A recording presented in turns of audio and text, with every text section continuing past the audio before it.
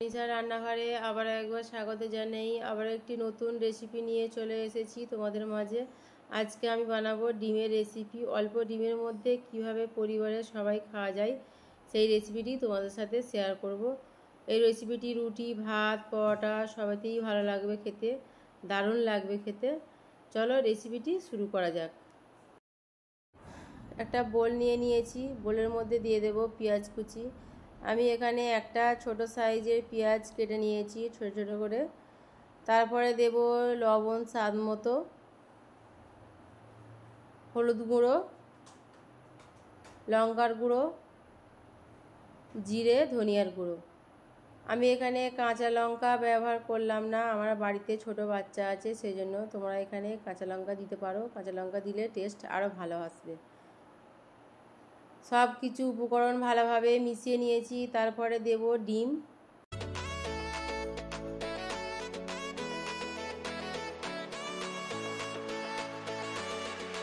একটা ডিম ফাটিয়ে দিয়েছি, আবার একটা ফাটিয়ে নেব।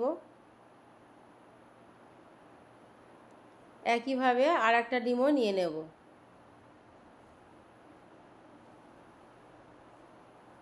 আমি এখানে 3টে ডিম নিয়েছি, তোমরা 2টো নিতে পারো, একটাও নিতে পারো, বা 4টে 5টা, যে যার প্রয়োজন মতো সে যার নিয়ে নিও।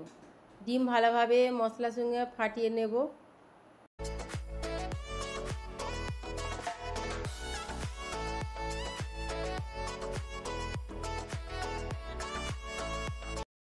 ডিম যত ফাটানো ভালো হবে তত ডিম ভালোভাবে ফুলবে।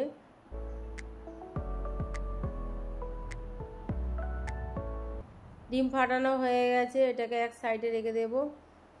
তারপরে গ্যাসের ওপরে বসিয়ে দিয়েছি একটা কড়াই। কড়াই দিয়ে দেবো পরিমাণ মতো তেল। তেল গরম করে নেব। ফাটিয়ে রাখা ডিম তেলের মধ্যে দিয়ে দেব।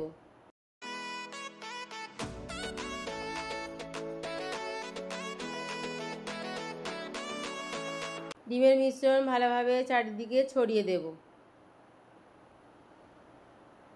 আমি কড়াইতে করছি, তোমরা ফ্রাই প্যানে করো। ফ্রাই প্যানে করলে ভালো হয়, কড়াইতে করলে খুব অসুবিধা হয়েছে আমার করতে। এটাকে যখন আমি ভাঁজ দেব তখন ভাঁজ নেবে না, খুলে যাবে। ফ্রাই প্যানে করো, ফ্রাই প্যানে করলে আরও সুন্দর হবে। দেখতে পাচ্ছ আমি ডিমে ভাঁজ দেওয়ার চেষ্টা করছি কিন্তু হচ্ছে না। এটা ফ্রাই প্যানে হলে আরও সুন্দরভাবে হতো। যাই হোক, এইভাবেই আমি ঠিকঠাক করে নেব।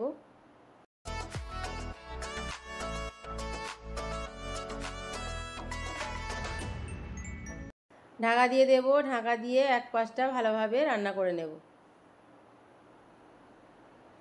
ঢাকা খুলে ডিম উল্টে দেব।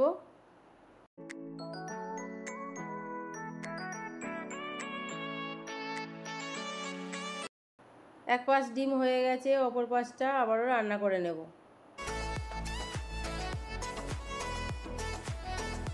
ডিম ভাজা হয়ে গেছে, ছোট ছোট পিস করে কেটে নেব। আমি এখানে আমার প্রয়োজন মতো পিস করে নিচ্ছি, তোমরা তোমাদের প্রয়োজন মতো পিস করে নিও।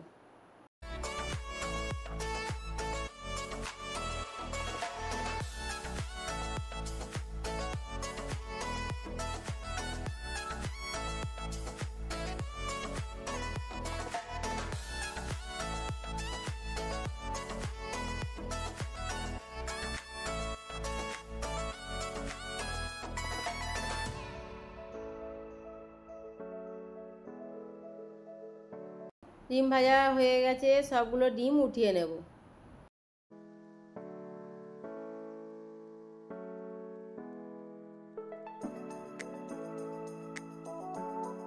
ওই একই কড়াইয়ের মধ্যে আবারও বেশ কিছুটা তেল দেব।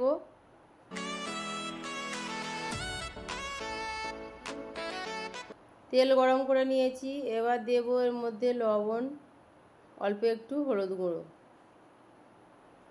তারপরে দেব কেটে রাখা আলু। নাড়াচাড়া করে আলু ভেজে নেব।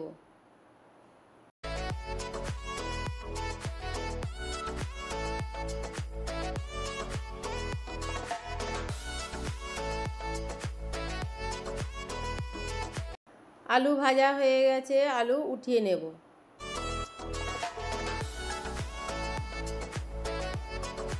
ওই একই তেলের মধ্যে দিয়ে দেব তেজপাতা,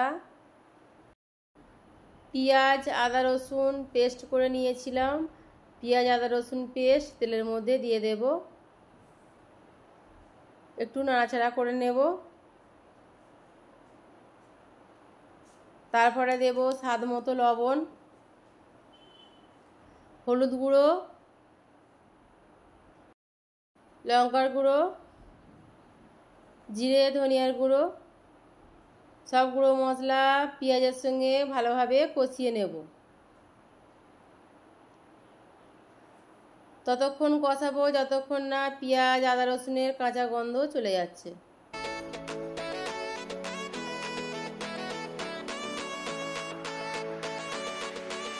মশলা ভালোভাবে কষানো হয়ে গেছে, এবার দেব ভেজে রাখা আলু। আলু দেওয়ার পর আলুও কিছুটা সময় কষিয়ে নেব।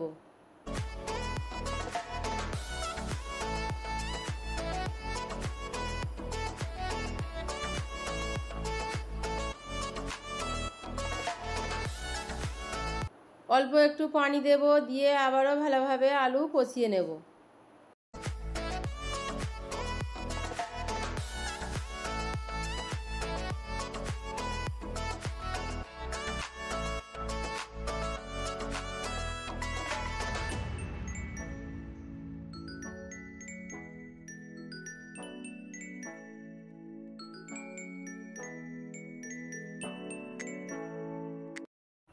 আলু কষানো হয়ে গেছে, এবার দেব পরিমাণ মতো পানি। আলু কষাতে কষাতেই আলু সেদ্ধ হয়ে গেছে, বেশি পানি লাগবে না, অল্পই পানি দিলাম।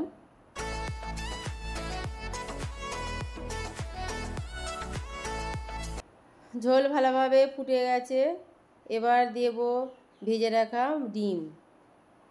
ঝোলের মধ্যে ভেজে রাখা ডিম দিয়ে দিয়েছি, একটু নাড়াচাড়া করে মিশিয়ে নিয়েছি।